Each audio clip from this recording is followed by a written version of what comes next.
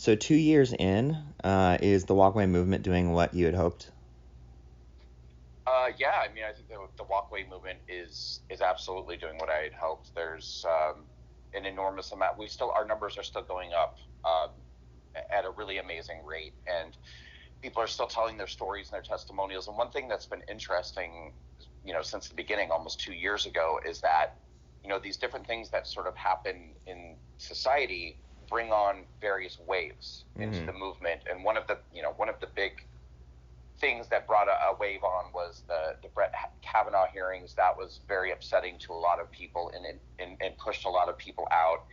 And of course now we have sort of the shutdown, and the reopening seems to be sort of politicized. Not to mention that right now, as you and I are having this conversation, various cities in America are burning uh, due to the rioting of George Floyd's death. So it depends sort of on what's going on in the world and in the news cycle. But yeah, the numbers keep going up and up, and people keep making their testimonials. And then, you know, uh, I was very proud that last year we went beyond being a social media movement, which is where we really started in 2018. And Mm-hmm. Walkway started crossing the country doing minority focused town halls and a college campus tour and creating educational videos. And so, I feel like we're doing so much more now than we were before to make an impact. And so, yeah, I'm just very proud of where the movement is and where we're headed. So, yeah, speaking of where you're headed, where does the future go? What does the future of the movement look like? Well, for the immediate present, when I look at, from where we are today through to election day, we have to be a little bit strategic because it's on a daily basis. The situation changes. Certain states are starting to reopen. Other states, their governors are telling them it could be many more months. And obviously, this isn't specific just to us, but I mean, this has thrown a wrench in our kind of strategic plan for the year, Mm-hmm. and as it has for everybody.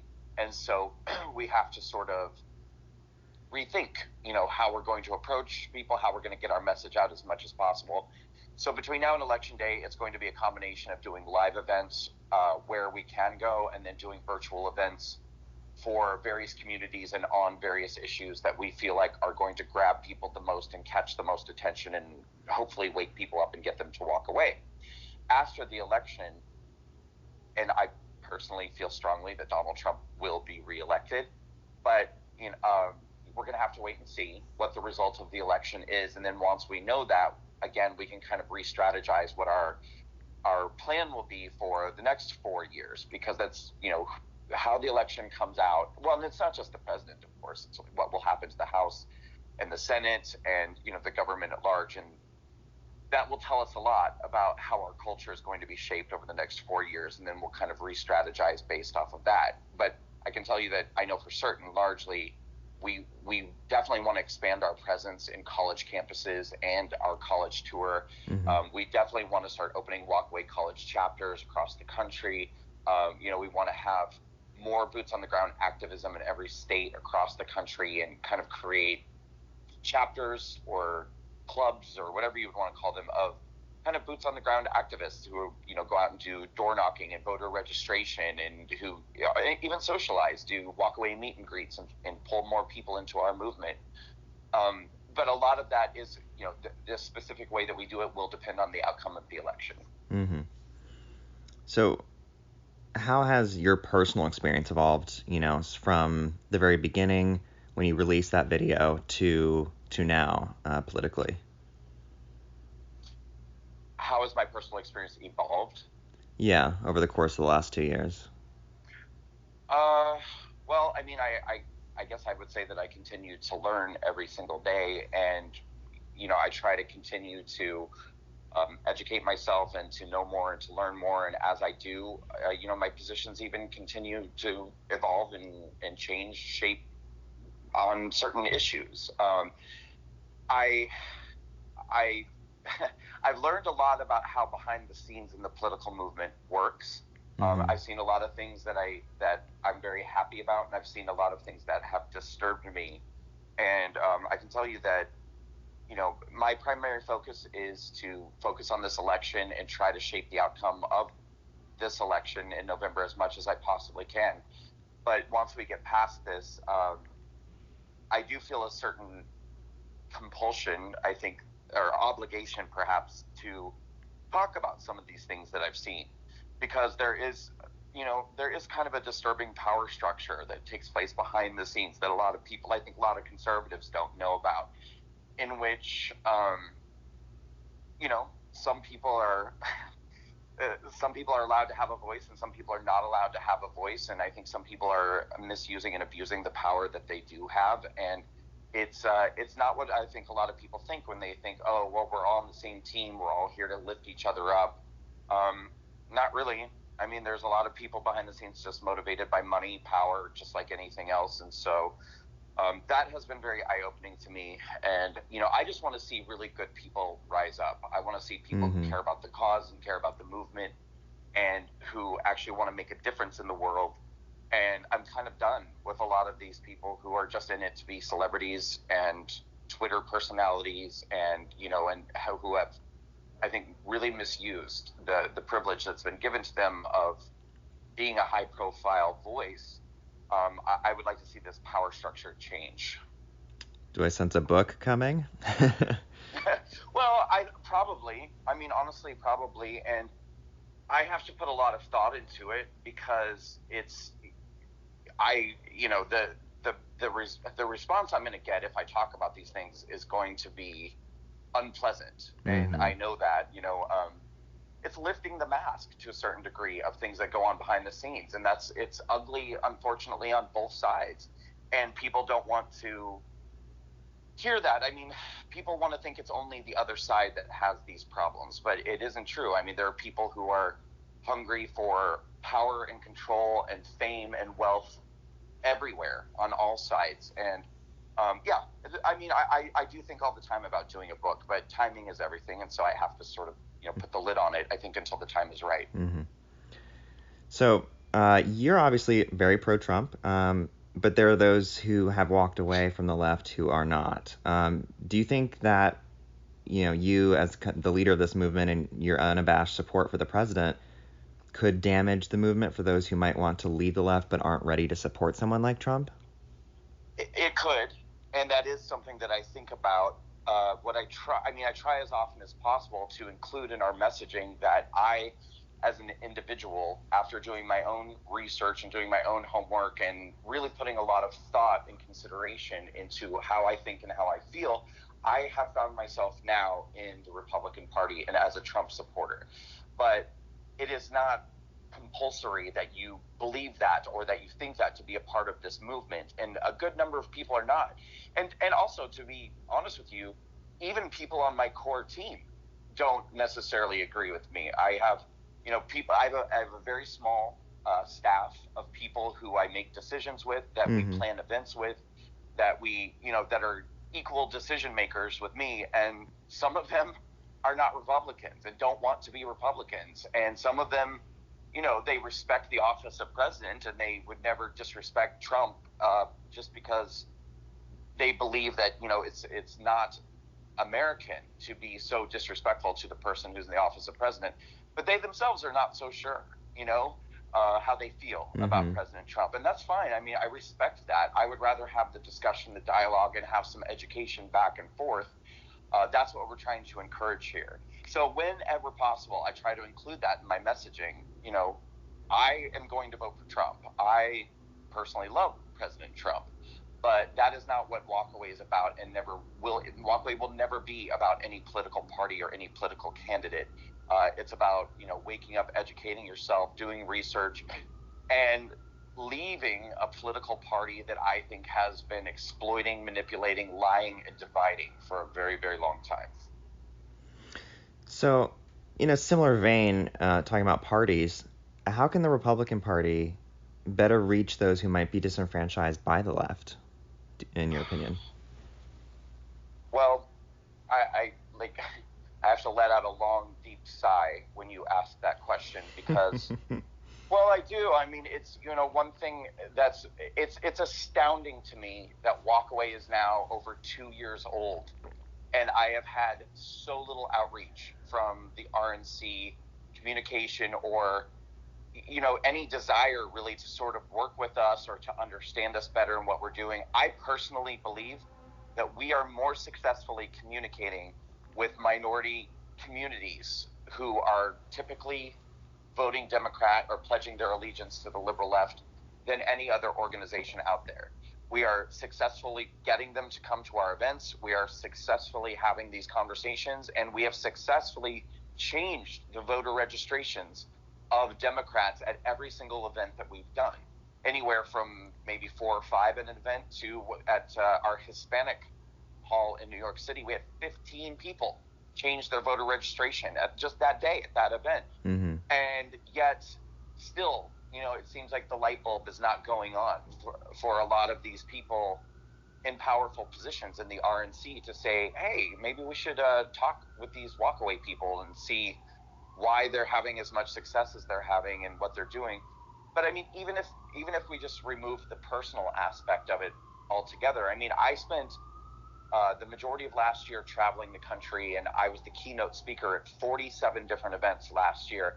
And much of the time when I speak to these, they're often Republican groups, and I tell them point blank, this party is lousy at communicating with minorities and doing outreach and trying to encourage people to step away.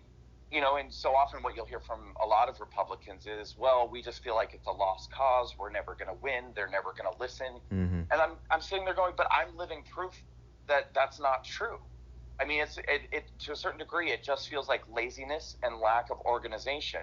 And so, okay, fine. Maybe you don't know how to do it, or maybe you're not organized to do it. But why don't you look at a group like Walkaway who's doing it really well and pick up the phone and call us? Because again, it almost goes back to what I was saying a second ago about the power structure. It's as if many of the people who are in positions of power in our government, in the Republican Party, look around at the social media and the culture, and they see a handful of people who have a very large following, and they think to themselves, oh, well, these are the leaders. Like these 4 or 5 people are the voices. They're Mm-hmm. the leaders. And then they don't look at anybody else. They don't listen to anyone else. And so much of it is a house of cards anyway, or it's a facade to a certain degree. I mean, it's very easy to give the illusion that you and your organization are much more successful than you actually are. And so I wish there were more people sort of on the ground paying attention and realizing the people and the individuals and the organizations that are legitimately making a difference and having an impact. And I know that my organization is one of those, and it would be great if there was more recognition of that, and because I think that we could work hand in hand in making a real difference, and Mm-hmm. that these minority communities are thinking. So, what advice would you give to those on the left who maybe want to leave but are afraid and don't necessarily know exactly how to go about doing that? Well, what I would tell anybody on the left is that if they're thinking about leaving, it's probably because they have a nagging feeling in their conscience, or there's something inside of them that's telling them, this political party or this ideology, of liberalism, or maybe perhaps the media on the left that I've trusted, like something doesn't feel right anymore. Something feels very, very wrong. Something feels off. And I would say, first and foremost, listen to that instinct, that voice, that feeling in your gut, because it's telling you that for a reason.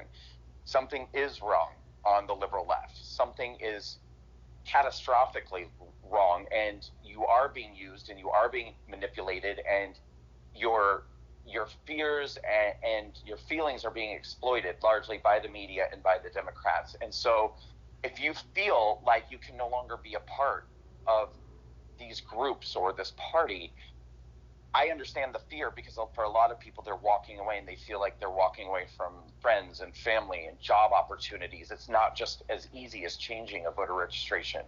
But that's why we have this movement now, what we call Walkaway, which is hundreds of thousands of people at this point who have made that very decision to come together and leave the left.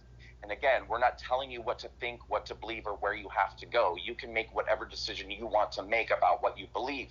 But just know that you won't be alone if you leave the left, because there is a community, and it's called Walkaway, and it's here to embrace you, to lift you up, and to support you as you walk away. And you probably will lose friends. You might lose family members.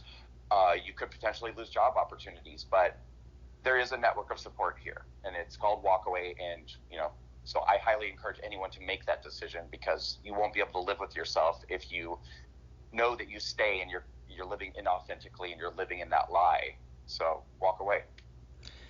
So do you see a future maybe where the left doesn't have the stranglehold that it has on minority communities and other groups that they have a very strong presence in? Yeah, absolutely. I mean, I wouldn't take this on if I felt like it was not realistic or if that was not a possibility.